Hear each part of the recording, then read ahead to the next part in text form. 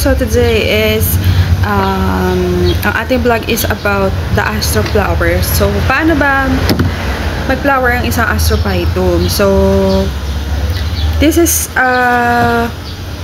request by Sir Georgie 4G 878. So sabi niya, salamat po for sharing. Do you have a vlog on how to make astro flower?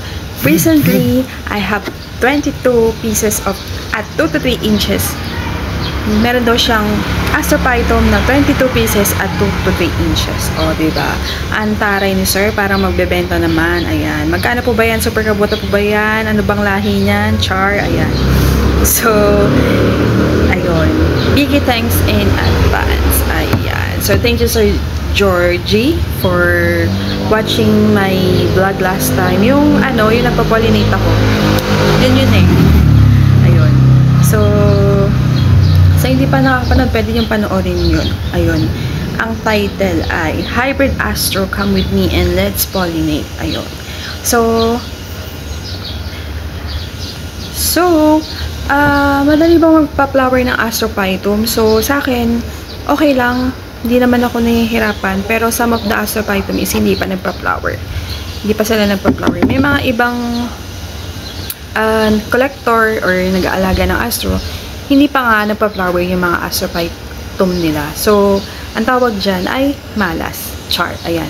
So, sa astrophytum, para sa akin, ano naman sila, madali lang naman silang pabulaklakin. So, yung share ko po sa inyo is yung my own experience. So, baka hindi po mag-work sa inyo yung experience ko, pwedeng ganun. At saka iba-iba kasi tayo ng way ng pag-aalaga ng astrophytum. So, hopefully sir, yung sa akin is maging effective din sa inyo. So, yun. Actually, nag-chat down ako. Kasi, ang gulo ko mag-vlog minsan, madalas pala. So, kahapon nakagawa na ako ng vlog about the astro flower, pero magulo. Naguluhan ako. Kaya sabi ko ulitin, tsaka antok na antok pa ako kahapon. Kaya parang joke ang ganap kahapon. Ayun. So, nag-shut down na lang ako para mas maayos yung kakapuntahan ng ating vlog. Ayan. So, ayun. So, para sa akin, ang astrophytum, para mag-flower siya, meron siyang 4 factors para sa akin. 4 na factors yan. So, una, sunlight exposure. So, sunlight exposure, kailangan morning sunlight, direct sunlight, 4 to 6 hours ang tagal ng sun exposure. Pero, depende naman, basta naaarawan naman yan sa morning sunlight, is magpa-flower din yan. Hintayin mo lang yan. Then, may mga growers, yung iba gumagamit sila ng, syempre, greenhouse, UV plastic, syempre, lalo na siguro yung mga breeder, ayan, mga nagbebenta ng astrophytum.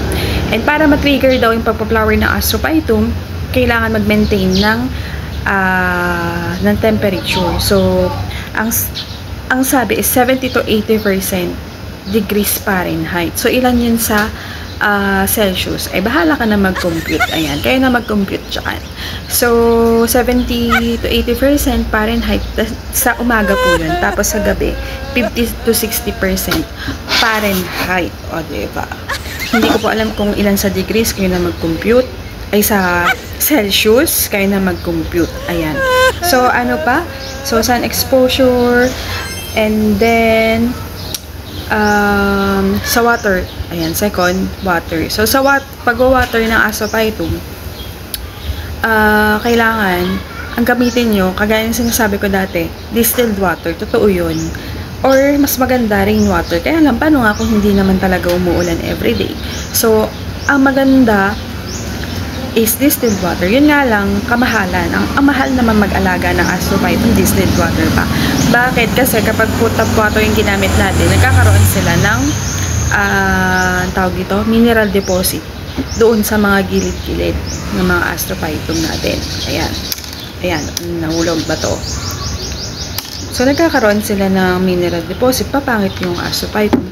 Pero, hindi ko naman na-maintain yung distilled water. Kasi sa dami din naman nila, ang ginamit ko na is tap water. Kasi ang hirap mag-delay kung magdi-distilled water ako, tapos gamit ko lang is maliit na pandilig. So, tap water ko siya. Yun nga lang kasi kapag tap water yung ginamit natin, bukod sa magkakaroon sila ng mineral deposit is, ang tawag dito, magiging alkalinic yung soil mix nyo. Kasi, ang Astrophytum, ang gusto po niyan ay acidic. Para mag-flower din po sila. Ayan. And then, third is yung fertilizer. So, sa fertilizer, kahit anong fertilizer pwede. Usually, ang ginagamit dyan is, ano ba ginagamit dyan? Osmocote, Siam, ano pa? Yun, Osmocote, Nutricote, Maxicote, magkakapatid lang naman yan. And then, yung iba is Vermicast. Basta is slow release lang pag sa mga cactus. Kasi, slow grower sila. Kaya, slow release fertilizer. So, ako, ang ginagamit ko po is bunny poop fertilizer. So, yung rabbit manure. So, sa rabbit manure, para sa akin, mas maganda siyang gamitin sa mga cactus, even sa succulent, kasi hindi siya nakakasunod ng mga plants. At saka rich in ano din siya. Kagaya ng ibang manure, rich in nitrogen, potassium, and phosphorus. So, si potassium at si phosphorus, yan ang magandang BFF kasi mas maganda yung flower ng astro mo kung meron kang phosphorus at saka potassium. So, tawag dito, bunny poop. Tsaka kay bunny poop, yun nga, hindi siya nakakasunod ng plants kasi po, pagka nasobrahan tayo sa pagpe-fertilizer, ang mangyayari sa ating plants is, pwede siyang mamatay, mag-abnormal, yung shape niya,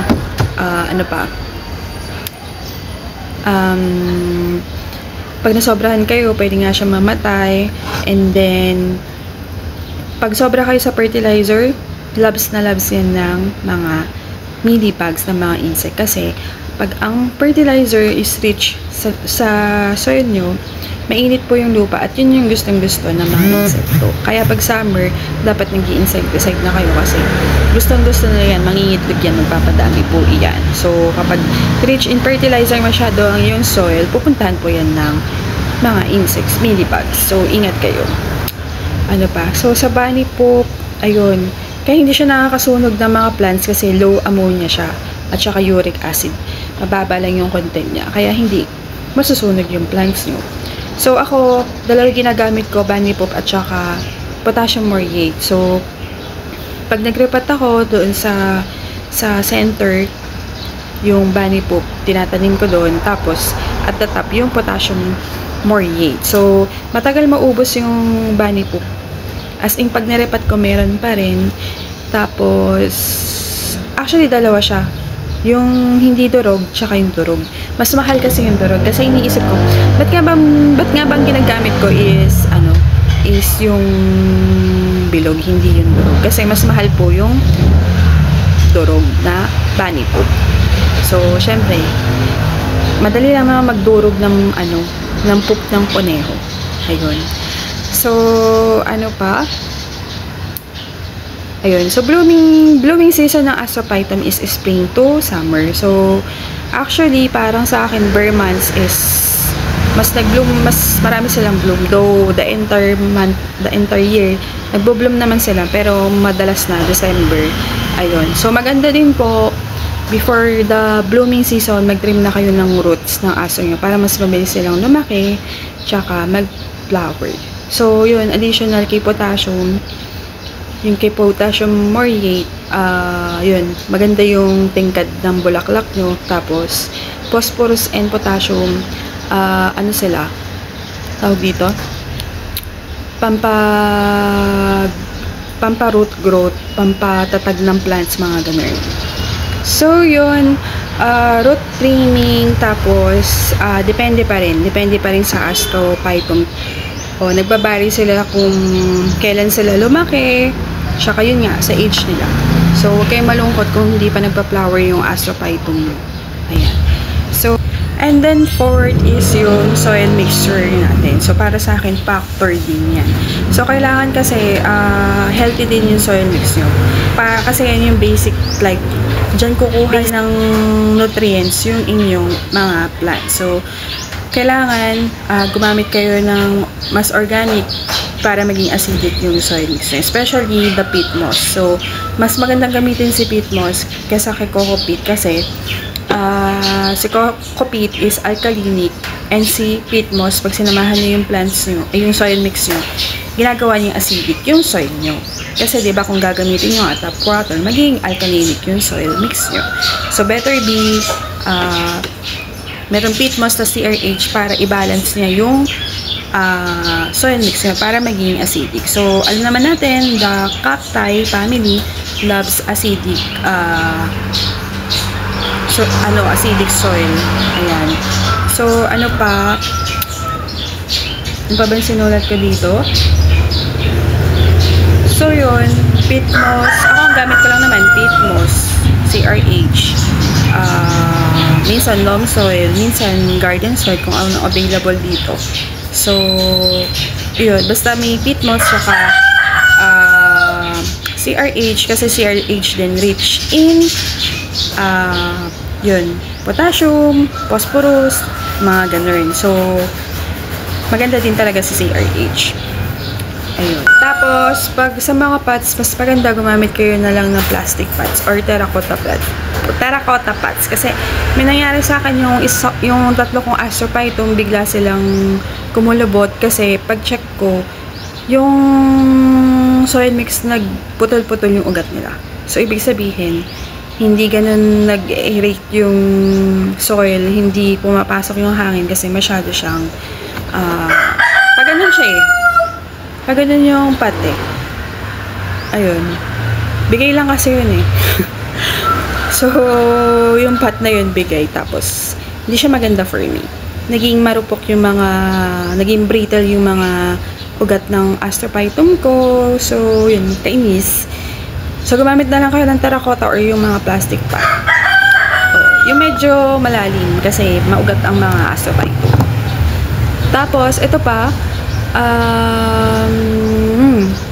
sa may soil mix, kailangan kailangan acidic kasi kailangan may mag-a-absorb sa phosphorus nyo para mag-flower yung astro nyo. Kasi, di ba nga, ang phosphorus din responsible sa pagpa-flower ng mga plants. Ano pang tinake note ko dito? So, kung tanong nyo naman is ilang araw naglalas yung flower ng astrophytum? So, usually 1 day, minsan 2 days. Usually 1 day, minsan 2 days. So, kapag nakita mo nag-flower yung astrophytum mo, i-pollinate mo na. Oo, yung iba, may nabasa ako. 3 times daw hanggang magsara daw yung astro nila, nagpo-pollinate sila, di ba, addict? So, sa astrophytum, tumapon yung bato. So, sa astrophytum, kailangan i-consider dyan sa astrophytum flower, kailangan consider dyan yung pistil, or yung stigma, or yung female part ng flower, kasi hindi po lahat ng flower ng astrophytum is merong stigma. Hindi sila capable na mag-produce ng seeds. So, may mga ganong astrophytum. So, malas mo kung yun yung mapupunta sa'yo. So, parang tayong mga kababaihan, di ba? May iba sa atin hindi capable na mag-give birth kasi may problema sa reproductive system. So, ganun din yung mga astrophytum. Ayun. At saka sa flower nila, ayun, malaki ang pistil at malaki ang flower, mas malaki ang seed, malaki ang pistil, malaki pa rin ang seed. Maliit ang pistil, maliit na seed pods lang yung ibibigay sa'yo. Konti lang ibibigay sa'yo. Kapag maliit yung pistil ng iyong plants, meron mga astro, maliit lang yung astro, pero malaki yung pistil ng flower nila. Maraming binibigay na seeds. Importante dyan si pistil. Ayun. Ano bang tinake note ko dito? So, kapag nakapag-pollinate na kayo, ilang araw bago nyo makita yung results. So, 1 to 2 days, minsan nakikita nyo na yan. May siya, bilog. So, meron dito, picturein ko na lang, kaka-pollinate ko lang kahapon si ballerina pot. So, nag-harvest ako kahapon, tapos, nag-flower pa siya. Saktong nag-bloom yung flower niya. Ayan. So, dito, ayan. So, nag-harvest ako kahapon, nag-pollinate ako kahapon, meron na naman silang flower buds. So, yun lang. Ano lang, bunny poop and potassium morgate, yun lang. Tapos, yung soil mix nyo, kailangan healthy talaga at acidic. Tapos, tap water lang dinidilig ko. So, yun. Iba-iba talaga tayo ng experience sa pag-aalaga ng Astrophytum. So, ano pa? Ano pang tinake note? So, kapag nag-pollinate tayo, ilang araw, pwedeng i-harvest ang astro. So, 2 weeks po kapag mga asterias, super kabuto, astro. Pero pag mga variegated, 1 month mahigit. 1 month. So, yung fruit niya, namumula siya. Kuhakos. Ito, nung Friday ko lang pinollinate. Today po is April 17. So, nung April 11 ko siya pinollinate. April 17 ngayon. Is mahihilog na siya. Mabilis lang.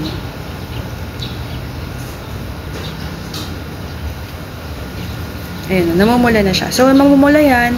Tapos, lolobo sila. Bigla siya lang lolobo. Mga 2 days lolobo to. Ayan, mga 2 days lolobo sila. Ayun. Tapos, ano yung care tips sa, ano nyo, sa Astrophytum? Sa mga flower buds, tsaka sa fruits nyo, sa seed pods. So, dapat hindi sila mabasa. Kasi pag lagi sila nababasa, matatanggal sila. Mabilis silang matanggal. Ayan. So, ito in 2 weeks. Ayan, magbo-bloom na yan. Ayan, flower bud po yan. Minsan, ang akala nyo yung nasa gitna is flower bud. Eh, ano lang siya. Aerial. So, yun lang. So, kapag pwede na i-harvest, kunin nyo na kasi minsan uunahan kayo ng langgam. Oo, kakainin niya ng langgam. Kaya, at yung isang buto ng Astrophytum kayang ubusin ng langgam. So, pagka minsan, kahit yung ganito, pwede na ding pitasin. Pero mas maganda yung malambot na sila. Para madali silang anuhin. Ang tawag pa doon. Madali silang pag pinisak nyo yung seed pods, ganun. Madali lang sila. So, yun, sa sun exposure nga pala, kapag bago ka sa astro, syempre morning sunlight. Yung sa akin kasi afternoon, baka sabihin ng iba, afternoon yung, ano niyan yung sun exposure ng plants niyan, ganyan. So, sa akin kasi afternoon, kasi yung plant rack na ginawa para dun sa plants ko, dito nilagay. Oo, dyan nilagay. Kasi nga, ayun, dyan siya bagay, hindi pwede dito. So, ang tama ng araw dyan is afternoon. Kaya, oo. So, yung mga plants natin, nasasanay yan ng afternoon. Pwede nyo sanayin yan ng afternoon sunlight. Happy! Shh! Shh! Happy! Halika rito.